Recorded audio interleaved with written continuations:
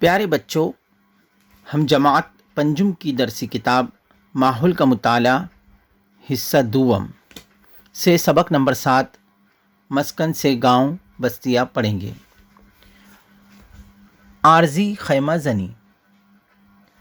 پتھر کے وسطی زمانے کے عقلمند انسانوں کے گروہ نے دنیا بھر میں بستیاں بسائی تھی۔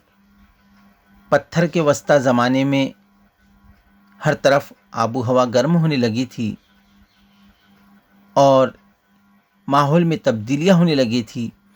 اس وجہ سے پتھر کے وسطی زمانے کے عقلمند انسانوں کے رہن سہن اور غذائی طور طریقوں میں بھی تبدیلی ہونے لگی تھی۔ بہت بڑے پیمانے پر ہونے والے شکار اور ماحول کی تبدیلی کی وجہ سے اس زمانے تک میموتھ جیسے انتہائی بڑے ڈیل ڈول کے جاندار دنیا سے ختم ہونے لگے تھے۔ اس لیے عقلمند انسان شکار کے ساتھ ساتھ اب بڑے پیمانے پر ماہی گیری کرنے لگا تھا۔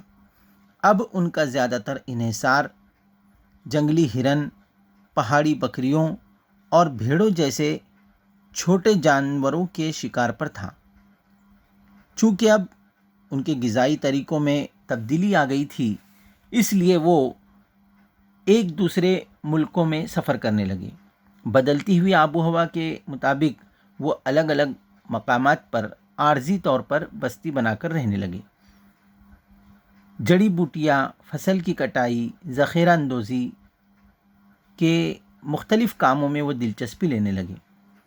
مچھلیاں کس موسم میں اور کہاں پر آسانی سے دستیاب ہوں گی، اس کی معلومات سے فائدہ اٹھا کر وہ اپنے مقام کو تبدیل کرنے لگے۔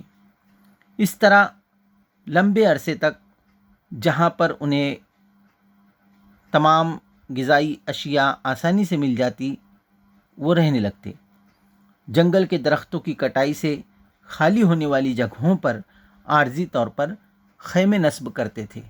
اس طرح پتھر کے وسطی زمانے کے انسانوں کے رہن سہن اور غذائی طور طریقوں میں تبدیلیاں واقع ہوئی۔ شکریہ۔